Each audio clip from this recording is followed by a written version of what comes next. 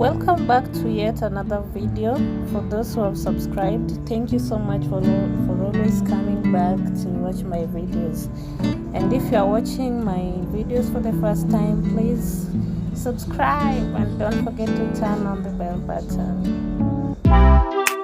You're going to need red seed beads and a little bigger golden beads, a needle, the thin needle that can pass through the seed beads, and thread, and also you'll need a pair of scissors and earring hooks, two of them.